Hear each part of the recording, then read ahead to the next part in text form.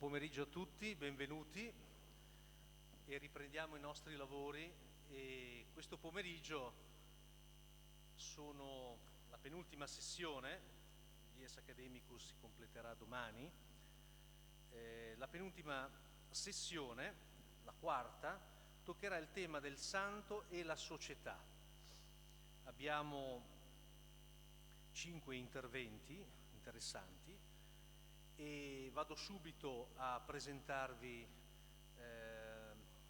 i relatori. Comincerà appunto Alessandro Gori dell'Università di Copenaghen, Antonella Brita, seguirà Antonella Brita della Hamburg Universität, giusto? Ecco. Poi Agostino Soldati, nostro segretario della classe di teopistica e assistente segretario anche della classe. Poi abbiamo il professor Belmondo Brugnatelli, che è dell'Università degli Studi di Milano Bicocca e segretario della classe di berberistica. Poi abbiamo Tassadit Yassin dell'EHESS di Parigi, e quindi abbiamo un programma abbastanza folto.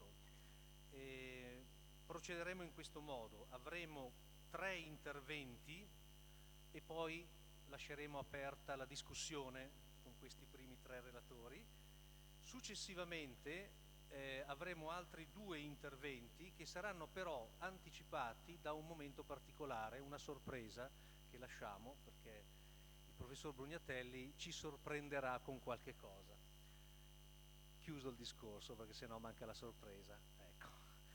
E dopodiché avremo orientativamente intorno alle 18 la discussione, per poi dopo concludere i lavori della nostra giornata. Ecco, allora vado subito a presentare il primo relatore, che è il professor Alessandro Gori, il quale inizierà con una conferenza, Riflessi letterari del culto dei santi in Africa orientale. Il professor Gori è professore associato di lingua e letteratura araba alla Facoltà di Lettere dell'Università di Copenaghen. Le sue attività di ricerca si concentrano sulle tradizioni letterarie islamiche del Corno d'Africa, campo nel quale sta dirigendo un progetto di ricerca finanziando con un Advanced Grant dell'European Research Council, Islam in the Horn of Africa, a Comparative Literary Approach, Advanced Grant number a seguire. Ok. E tra le sue ultime pubblicazioni abbiamo a hand list of the manuscripts in the Institute of Ethiopian Studies, volume number 2. The Arabic Materials of the Ethiopian Islamic Tradition with Anne Regu, questi nomi bellissimi, Jeremy Brown and Steve Delamarter, e poi altri. Ecco, quindi è un nostro accademico, già l'anno scorso ha presentato una sua conferenza che troverete anche nel volume che è stato presentato oggi, e quindi passo immediatamente a lui la parola, che ci presenterà la sua conferenza utilizzando anche un PowerPoint. Grazie.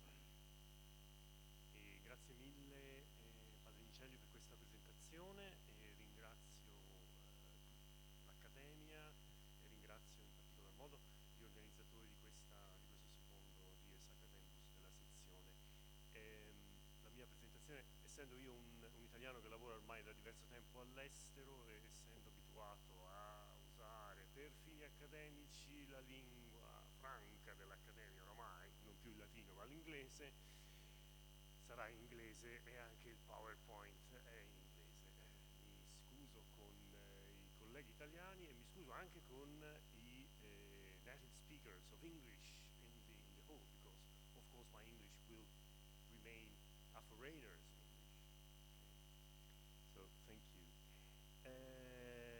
Yes, so I will try to sort out some of the main literary manifestation of the cult of the saints in the Horn of Africa, which is the region of the Islamic world on which which I focus my research activity, as Padre Nicelli has said. First of all, I will give you a very, very sketchy and quick definition of what better to say, what the Islamic tradition considers to be someone comparable to what to whom we call saint in the, let's say, Christian tradition. Basically, the reference is to a passage of the Quran where the word awliya Allah is used, the friends of God. And you see in the PowerPoint the reference, إِلَّا أَنَّ أَوْلِيَاءَ اللَّهِ لَا خَوْفٌ عَلَيْهِمْ وَلَا هُمْ يَحْزَنُونَ.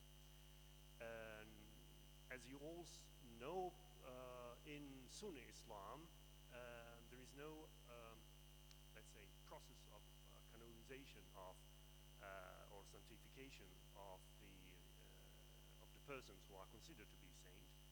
So walaya is basically a recognition given to someone by common people who acknowledge a spatial status, a sacred status to someone.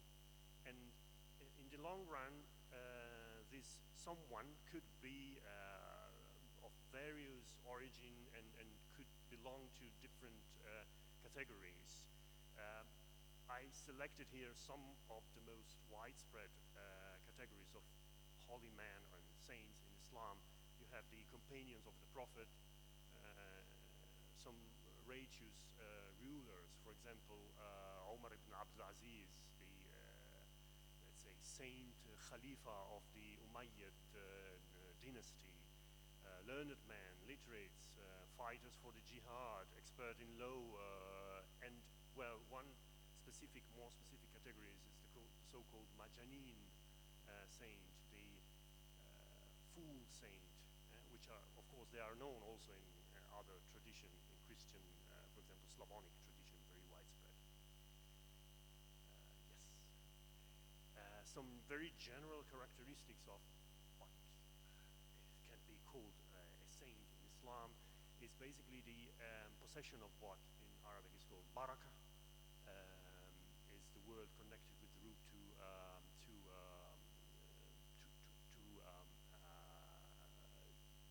bless. It's in this specific field, it's, however, something more nuanced.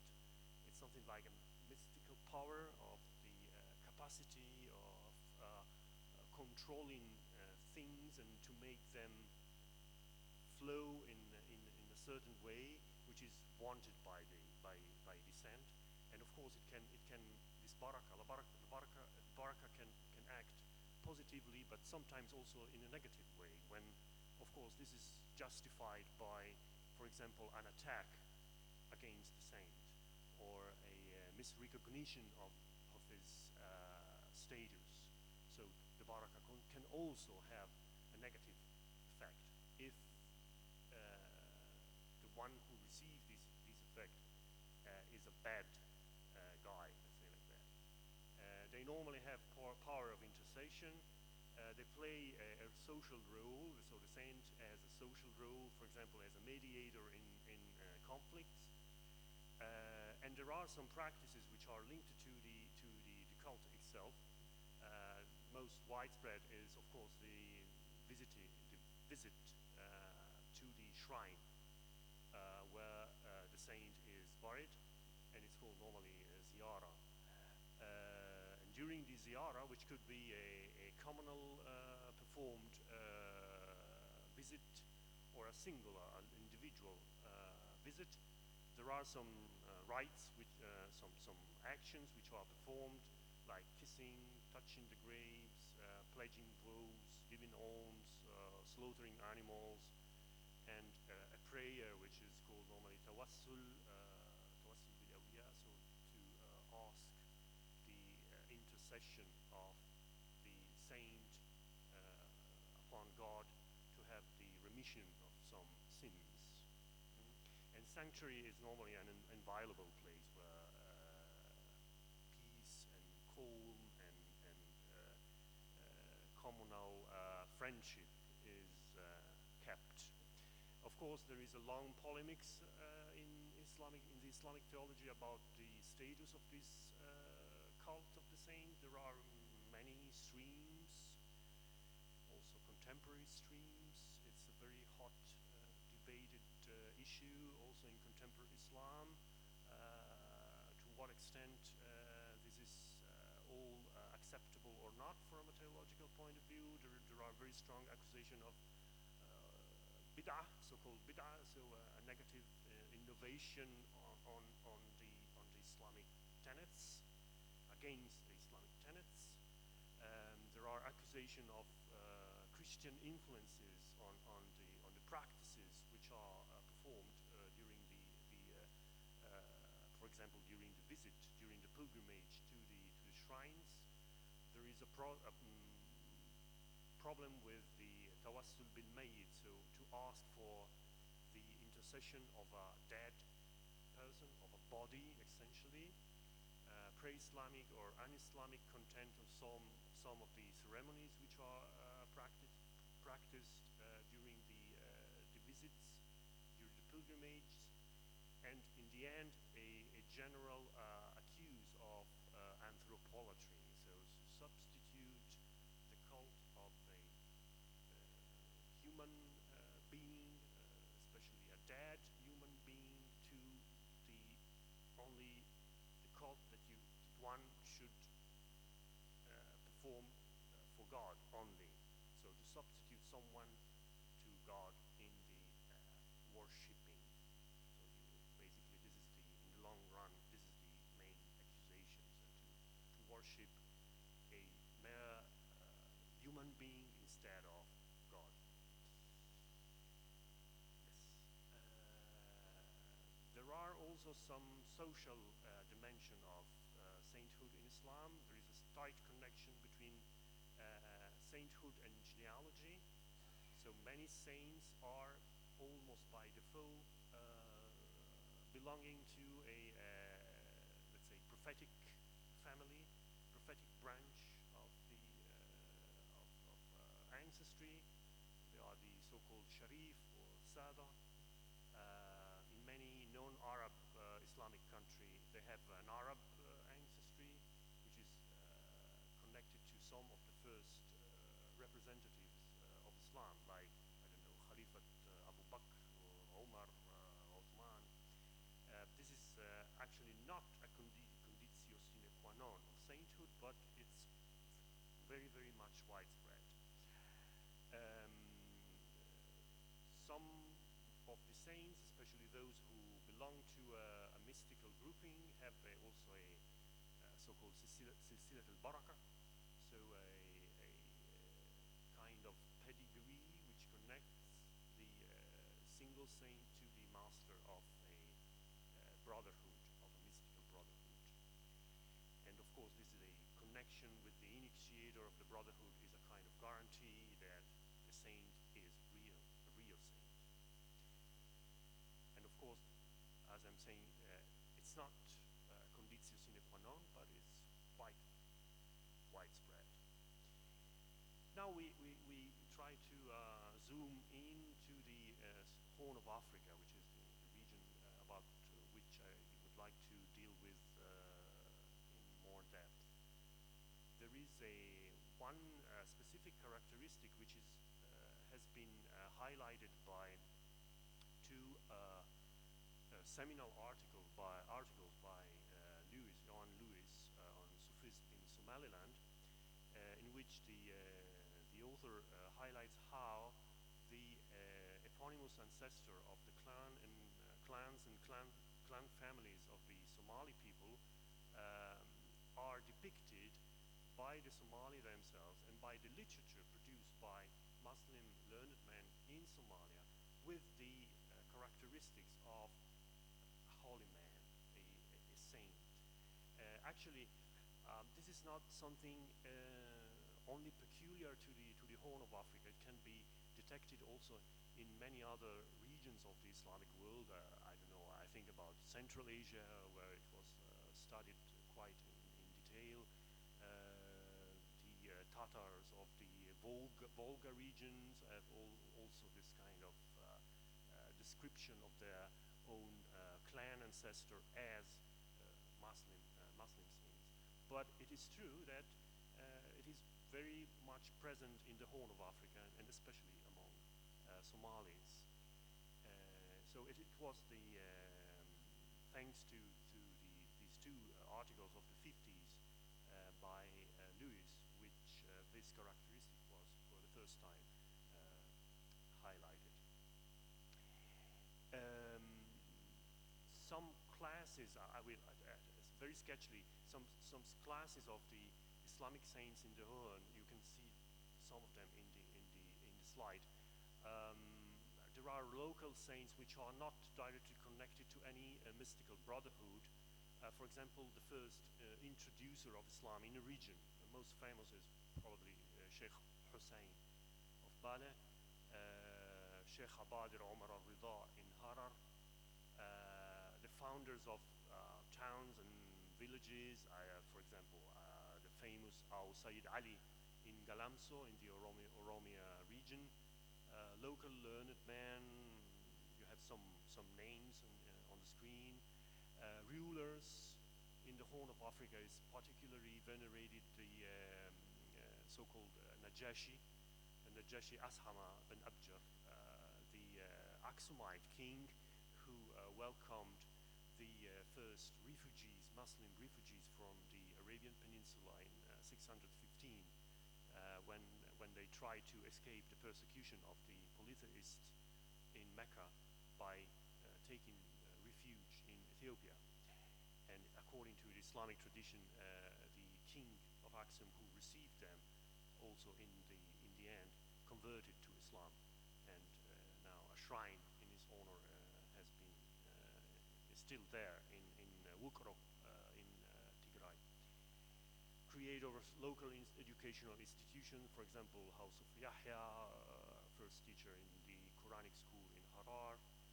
But there are, of course, also saints connected to brotherhoods like Abdurrahman al-Zaylai, Wais al-Barawi, who are representatives of the Qadiriyya in Somalia.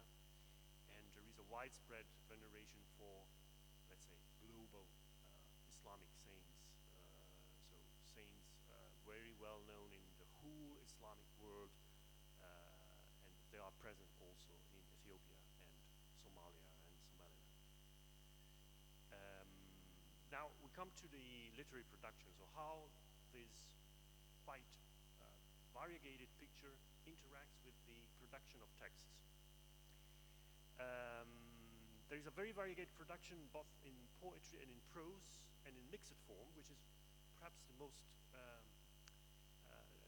widespread way of composing text. So you have basically a prose text which is interrupted by poems.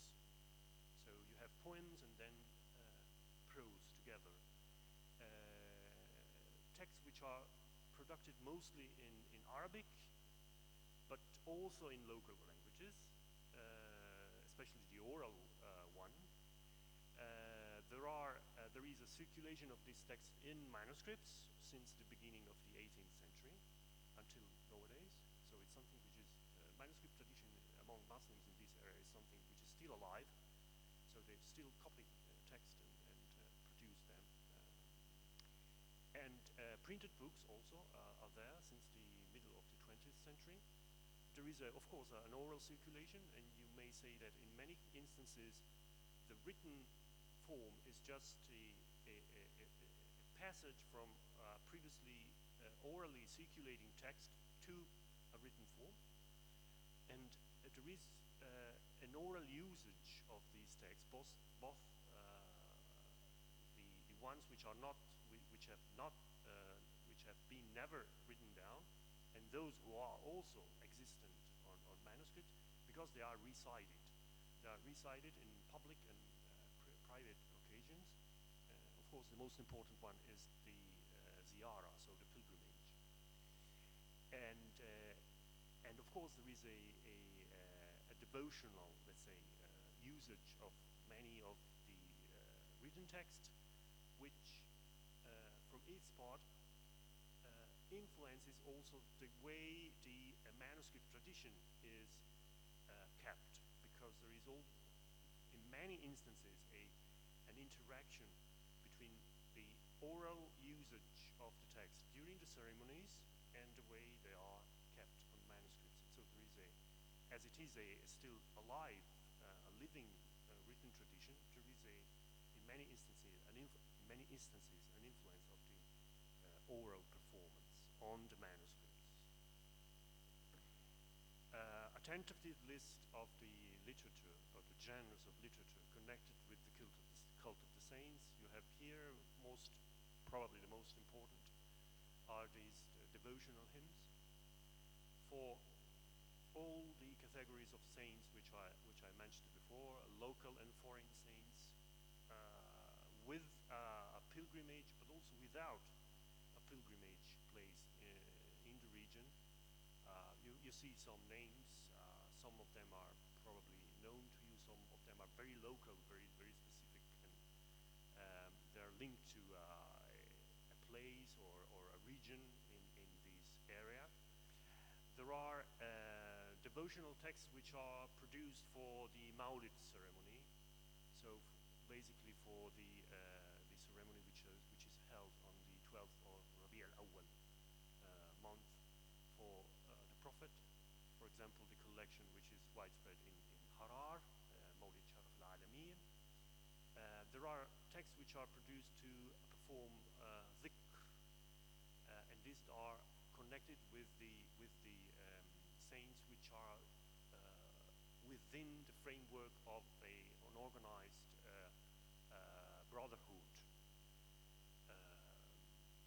So you have, I don't know, awrad. They're called awrad, is a collection of litanies which have to be recited on specific occasions during the life of a brotherhood, a mystical brotherhood. And you have some examples. For example, this one which I quote in the slide is by a Somali Qadiri saint from Barawa. You have polemical poems devoted to the discussion of different mystical paths. So brotherhoods are very much, I would say, proud of their own tradition, so they sometimes attack the tradition of another brotherhood. So you have this kind of text, and you have theological poems produced by people who are considered to be holy. Probably the most widespread prose genre of these texts is the hagiographical prose text, so-called Manaqib al-Awliya, and these are everywhere and very much cherished and circulating in manuscript and printed books. There are some texts which are in between historiography and hagiographical texts. And then more specifically, you have simple lists of holy men of an area or a city and spiritual genealogy. In the following, I will try to give you some more concrete examples of some of these genres. Devotional hymns. You have here a text which is recited during the visit to the Najashi in Bukhara. Nagash, north. Actually, it's a village some kilometers north of Bukhara in Tigray.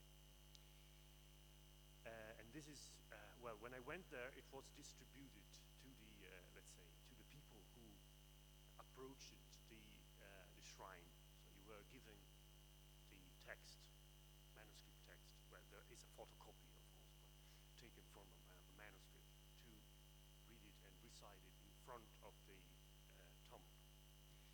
And you have usage of this, both in communal and individual. There is, of course, as we were mentioning, an oral diffusion, and one could categorize even more in depth the text, this devotional text, into different genres according to the, let's say, classical Arabic literature genres. I won't deal with them. What one important thing is most of these devotional hymns are of learned origin. So they are not necessarily popular text, but for example, this one for the Najashi was composed by a renowned learned man from Tigray, and it is clear if one reads it, it's full of references to learned sources. So it's not just an expression of a devotional feeling, but there is an educational purpose behind. And this actually, I think, devotional texts are in many instances like that. So they are meant also to educate people, not just to make them pray, but also to learn through praying, let's say like that. Then you have autographical texts, and these are very widespread. I cannot deal in detail with them, but one very specific characteristic is that locally produced manaqib, so hagiography, are normally very scarcely structured, and they're normally just a succession of tales and stories without a fully consequent succession of the topics, like in a biography. It's not just a position of stories without a logical unit behind. And this is, in my opinion, a reference to the fact that most of these tales were circulating orally. At a certain point they were put down into a written form, but without an editing work behind. And these texts circulate on manuscripts, but also in printed books. And of course, the hagiography of Hussein of Baleh is one of the first ever printed books by Muslims in the Horn of Africa in 1929. And they were printed normally in Cairo by Isa al-Bab al-Halabi or al-Mashhad al-Hussein. And the protagonists of the text are sometimes also global Islamic texts of these hagiographies, but most of the times are local saints.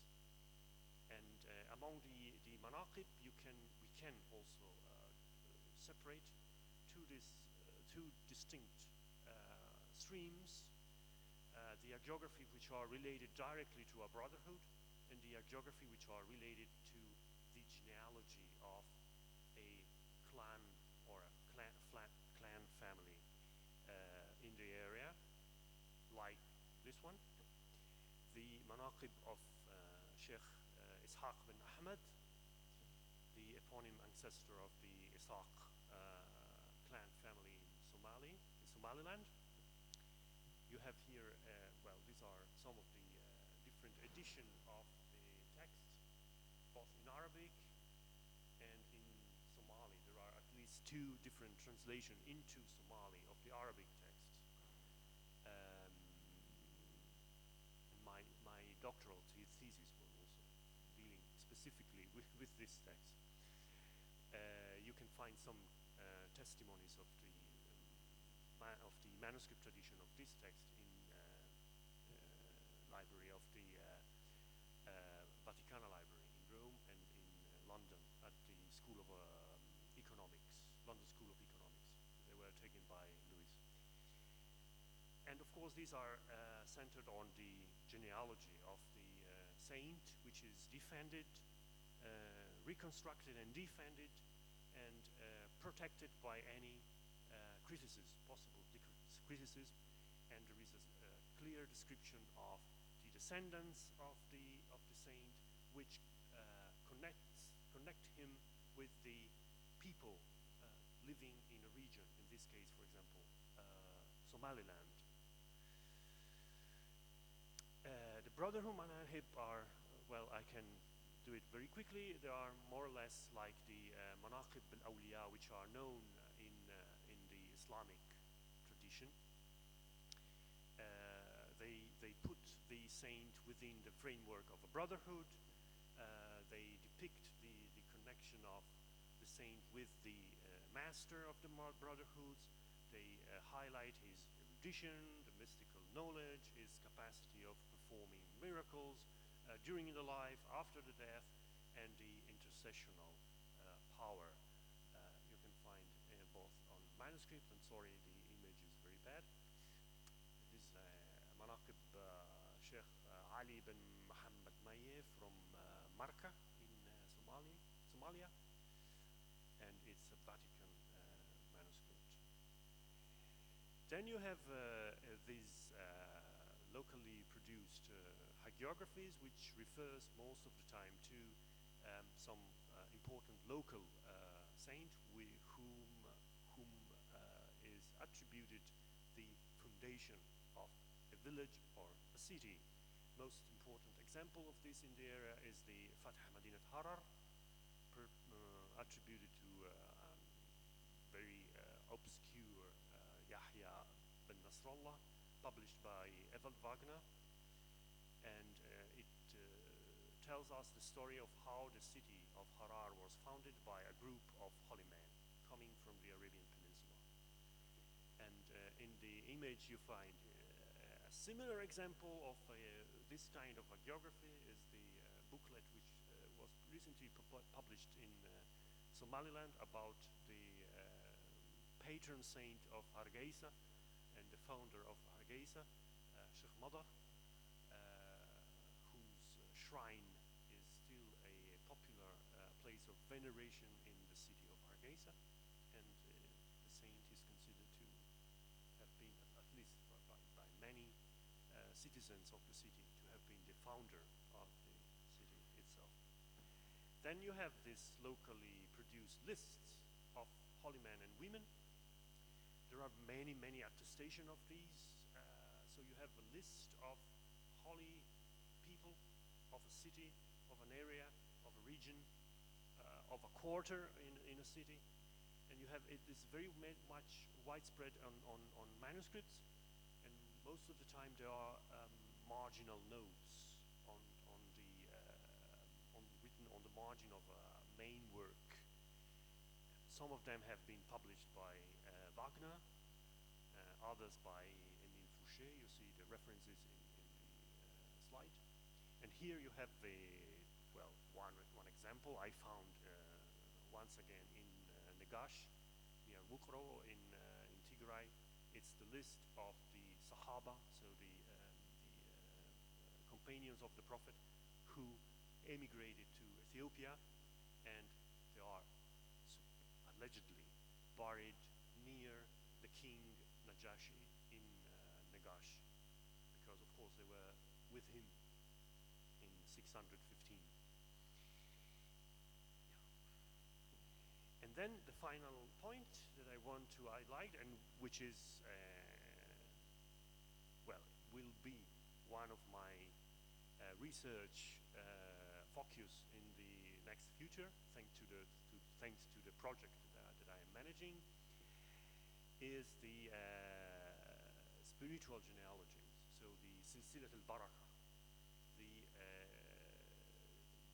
connections of the local saints who belong to a branch of a brotherhood to the main master of the brotherhood. So how the local is connected to the globals, if I'm speaking in this way.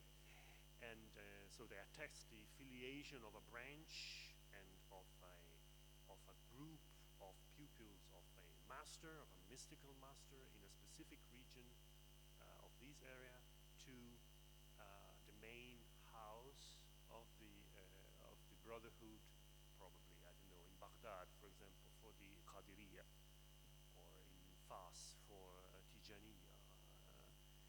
And they are also copied a lot in manuscripts, but they are all marginalia, so they are all on the margin of a main work, so it takes time to sort them out, but I think it's a very promising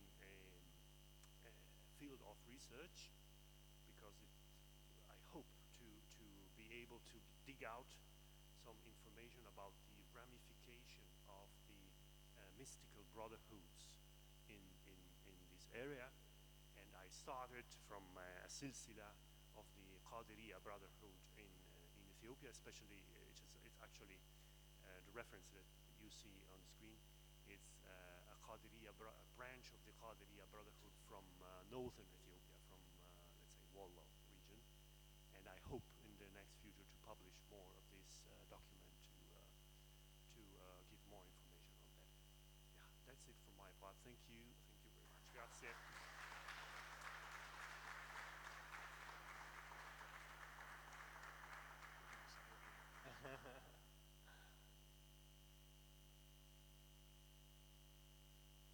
Caro Alessandro, grazie della tua esposizione, ci hai inoltrato nel mondo musulmano della silsila, no? Pensate che in Asia, nell'estremo oriente, le silsila, cioè queste come dire, genealogie che collegano queste confraternite alla famiglia del profeta, vengono chiamate tarsilas, ed esistono anche là, silsila, tarsila, cambia dall'arabo al malay, no? Come espressione. Interessantissimo vedere come si ripetono anche a distanza di tantissimi chilometri le stesse esperienze, no? Nell'Islam. Passiamo adesso ad Antonella Brita, che appunto ci presenta l'immagine trascendentale del santo come strumento di potere nella geografia etiopica. Antonella Brita ha svolto studi universitari di filologia etiopica, di archeologia dell'Etiopia del Vicino Oriente e di storia del cristianesimo, conseguendo nel febbraio del 2003 la laurea cum laude in lingue e civiltà orientali presso l'Università degli Studi di Napoli, l'Orientale, allora Istituto Universitario Orientale, con una tesi in lingua e letteratura etiopica antica dal titolo La Gadla Pantalewon e le tradizioni aksumite di cristianizzazione. Ha conseguito nel giugno 2008 il titolo di dottore di ricerca in africanistica presso l'Università degli Studi di Napoli l'Orientale, con la tesi dal titolo I racconti tradizionali sulla cristianizzazione dell'Etiopia, il Gadla Liquanos e il Gadla Pantalewon.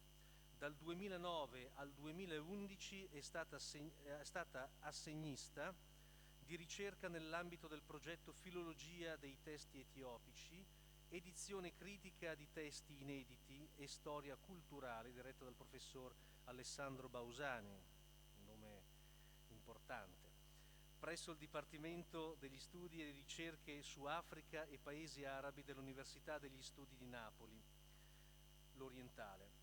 Si è occupata dell'esame delle fonti agiografiche edite e inedite relative alla cristianizzazione dell'Etiopia, con un approccio filologico di tipo neo-lachmaniano, effettuando un lavoro di edizione critica e traduzione, analisi letteraria e storico-culturale dei racconti sul ciclo dei 9 santi e degli Sadkan.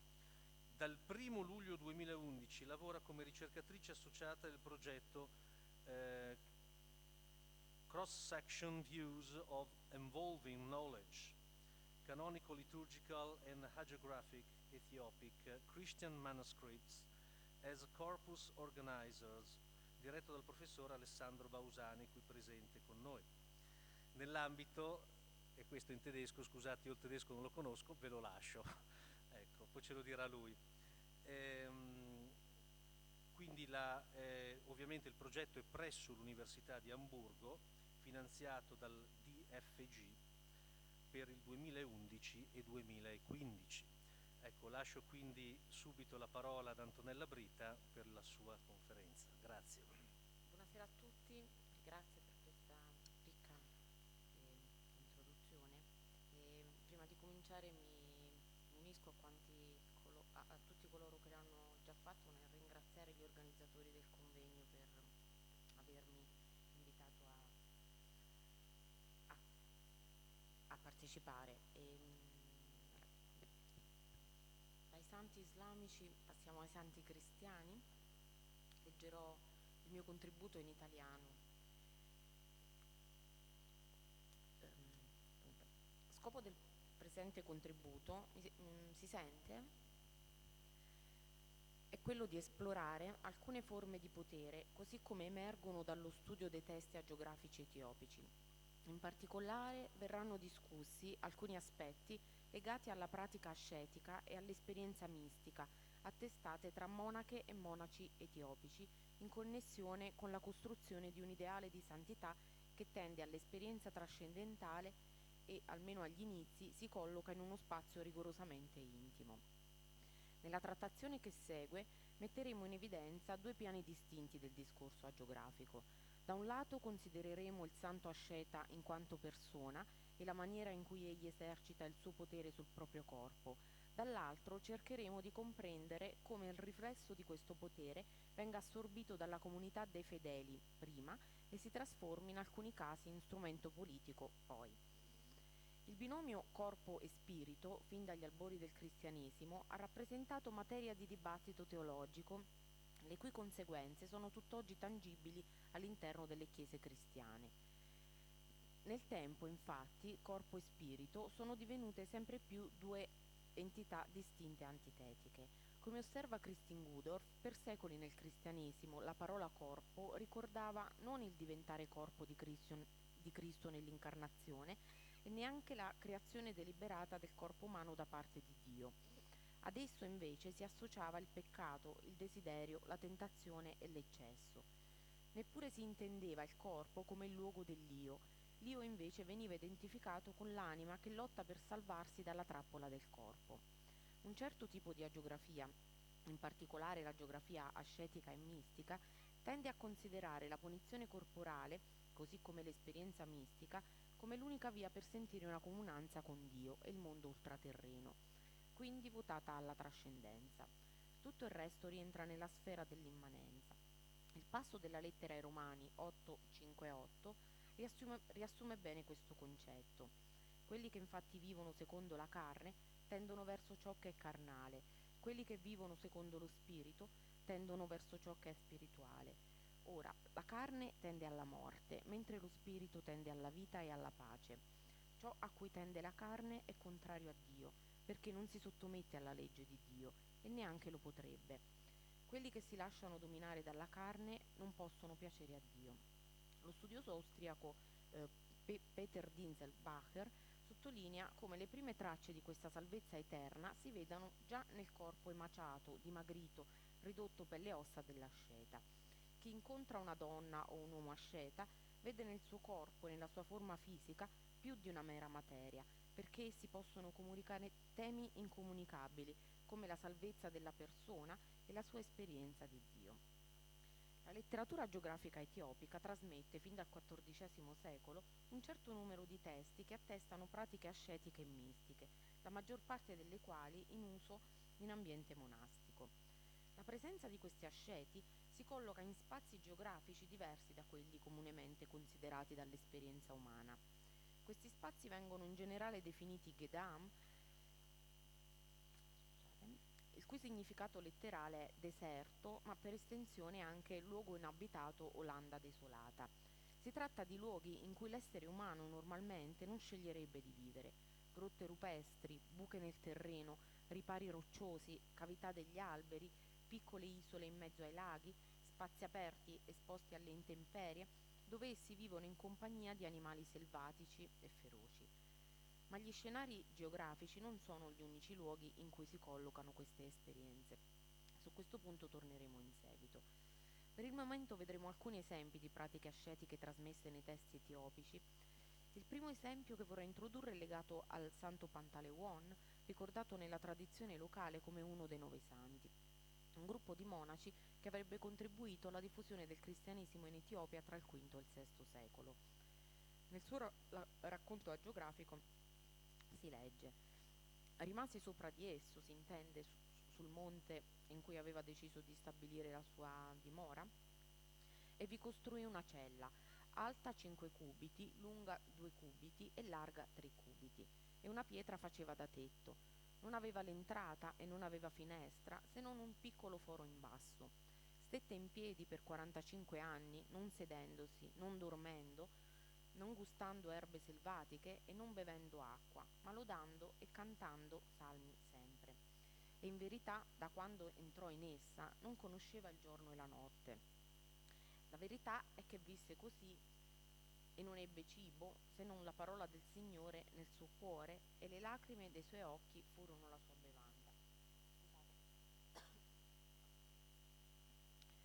E non ha desiderato vedere e gustare il sapore del cibo e dell'acqua, e nessun altro frutto né verdura, poiché lo confortava lo Spirito Santo. E le ossa delle sue costole hanno aderito al suo ventre, e la pelle del ventre ha aderito alle ossa del suo dorso.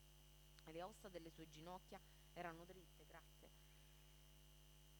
come se non ci fosse la tibia, e le sue mani erano sempre tese verso il cielo, e le ciglia dei suoi occhi erano rasate e consumate dalle troppe lacrime. Non si è seduto e non ha dormito, ma con il fianco cinto ha perseverato come un servo pio dinanzi al suo padrone. Il secondo caso riguarda il santo Aleph. Leggo sempre un passaggio dal suo racconto agiografico. Rimase il padre nostro Aleph a Debre Mahel per 70 anni, stando recluso e stando in piedi come una colonna, senza parlare. Da un lato e dall'altro fece degli aculei di ferro che gli ferivano i fianchi, e le sue lacrime scorrevano come pioggia senza fine. Faceva ingoiare pietre alla sua bocca, come Agaton, amante del silenzio più che del parlare. Si prostrava 1000 volte in un'ora. Di mattina faceva 4000 prostrazioni e di notte faceva 7000 prostrazioni. Il suo sudore fluiva come un rigagnolo di pioggia e come le onde del mare. Lo raccoglievano in un recipiente e vi guarivano i malati. In generale, tra le pratiche ascetiche attestate nei testi agiografici etiopici, comune è portare i capelli lunghi, ma anche il rifiuto dell'igiene personale. Peculiare è il caso di Abba Zehma, che nacque con i capelli lunghi e con il corpo completamente ricoperto di peli. O il caso di Aregawi, che non si lavava mai i piedi né li immergeva mai in acqua, e nessuno lo vide mai nudo fino alla sua morte. Altro tema diffuso è quello del pianto penitenziale, di cui abbiamo già visto un paio di esempi nei testi. Tra i temi attestati vi sono anche abitudini alimentari.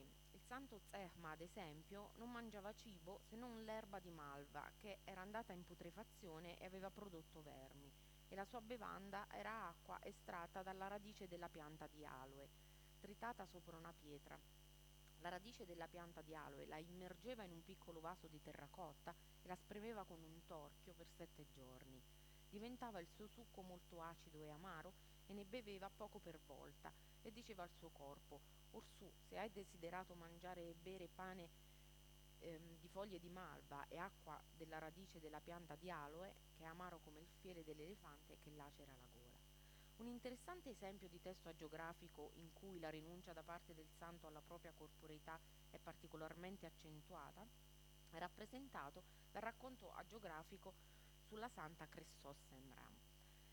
La caratteristica narrativa principale di questo testo consiste nella presenza di un gran numero di visioni. Se ne contano in tutto una trentina, la maggior parte delle quali celebra i particolari rapporti, anche fisici, che la santa ebbe con l'aldilà. Non essendoci sufficientemente tempo in questa sede per mostrare tanti esempi al PowerPoint, elencherò in questo caso i principali motivi, sebbene essi costituiscano solo una parte di quanto riportato. Tra le pratiche ascetiche osservate dalla santa sono menzionati continui digiuni e astinenze, l'astinenza dal parlare, il restare per ore in piedi immersa nell'acqua del lago a pregare, di cui vediamo una raffigurazione pittorica nel dipinto sulla sinistra. Restare per 10 anni legata a un palo di noce in una fossa scavata nel terreno, profonda quanto la sua statura, con le pareti costellate da 12 chiodi. Ma la caratteristica principale della spiritualità di Cressos Emra, trasmessa nel testo, è la sua esperienza mistica. Tra le visioni narrate nel testo vi è la descrizione della santa mentre succhia la piaga del costato di Cristo, o la visione di Gesù che le fa appoggiare le labbra sulle sue ascelle, o di Maria che le offre il seno per nutrirla con il suo latte. Notevoli sono anche le visioni legate al suo corpo dimagrito dal digiuno. In una di esse la santa vede l'immagine riflessa del suo corpo ridotto alle proporzioni del corpo di un ragno, mentre nell'altra visione Crestos Emra, rapita in estasi al cielo, rifiuta di rientrare nel suo corpo putrefatto e San Michele Arcangelo è costretto a reintrodurla con la forza dalla sua bocca.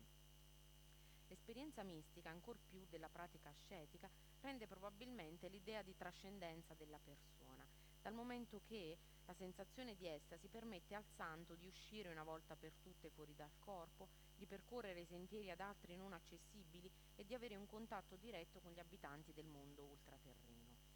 Nei racconti agiografici queste e molte altre pratiche attestate sono sempre spiegate in termini devozionali.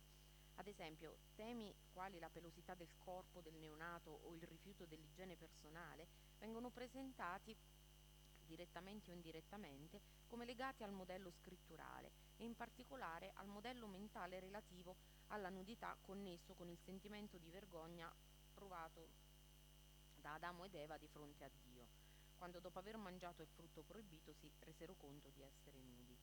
Nel caso di Christos Samra, ad esempio, la natura dispotica della santa, prima di diventare monaca, viene usato in maniera strumentale nel linguaggio agiografico per demarcare il passaggio dalla condizione di donna a santa, sebbene le pratiche a cui si sottopone dopo aver preso i voti continuino a testimoniare una grande forza di carattere. Quello stesso potere che da donna esercitava sugli altri viene presentato come motivo di vergogna prima della sua consacrazione e, rivolto a se stessa dopo la consacrazione, come motivo di pietosa spiritualità. Il potere evocativo del racconto agiografico offre alle persone religiose così come ai laici un modello ideale di cristianità da perseguire. Senza dubbio questo genere letterario ha sortito in Etiopia una grande attrattiva popolare. Non si può escludere che i temi trattati abbiano interagito con pratiche culturali concrete, contribuendo alla persistenza e alla diffusione del modello ascetico penitenziale tra i monaci etiopici. Come rileva James Goering, the desert monk, the source of the literary impulse, became through the literary product the figure to imitate. Imitation, in turn, created new subjects for literary production, and the process was self-perpetuating. La geografia, nella sua storia, è caratterizzata da questo duplice aspetto di innovazione del contenuto e tradizione del modello narrativo.